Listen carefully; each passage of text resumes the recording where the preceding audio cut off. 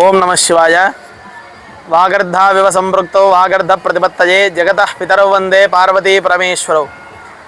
అనంతపురం జిల్లా తాడిపత్రి పట్టణంనందు వెలిసిన అతి ప్రాచీనమైనటువంటి శ్రీ బుగ్గరామలింగేశ్వర స్వామి దేవస్థానమునందు మహాశివరాత్రి వార్షిక బ్రహ్మోత్సవాలు 10వ తారీఖు నుంచి ప్రారంభమై అత్యంత వైభవోపేతంగా ప్రతిరోజు నిర్వహించబడుతున్నాయి.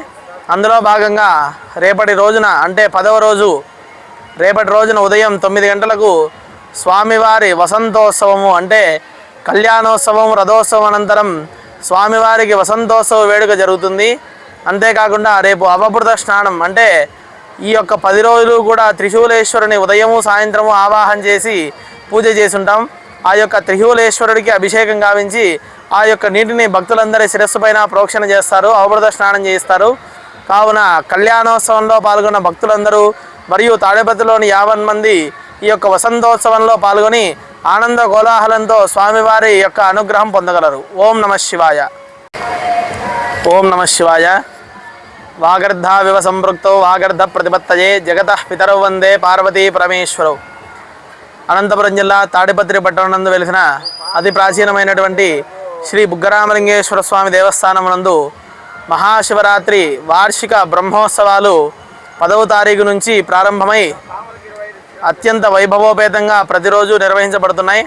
అందులో భాగంగా రేపటి రోజున అంటే 10వ రోజు రేపటి రోజున ఉదయం 9 గంటలకు స్వామివారి వసంతోత్సవము అంటే కళ్యాణోత్సవం రథోత్సవం అనంతరం స్వామివారికి వసంతోత్సవ వేడుక జరుగుతుంది. అంతేకాకుండా రేపు అవభృత స్నానం అంటే ఈ యొక్క 10 రోజులు కూడా త్రిశూలేశ్వరుని ఉదయము సాయంత్రము ఆవాహన చేసి పూజ చేసుంటాం. ఆ యొక్క త్రిశూలేశ్వరుడికి అభిషేకం గావించి ఆ యొక్క నీటిని భక్తులందరి శిరస్సు పైన ప్రోక్షణ చేస్తారు, అవభృత స్నానం చేస్తారు. కావున కళ్యాణోత్సవంలో పాల్గొన్న భక్తులందరూ మరియు తాడిపత్రిలోని 50 మంది ఈ యొక్క వసంతోత్సవంలో పాల్గొని ఆనంద కోలాహలంతో స్వామివారి యొక్క అనుగ్రహం పొందగలరు. ఓం నమ శివాయ. ఓం నమ శివాయ. వాగర్ధావివ సంపృక్తౌ వాగర్ధ ప్రతిపత్తయే జగతః పితరౌ వందే పార్వతీ పరమేశ్వరౌ.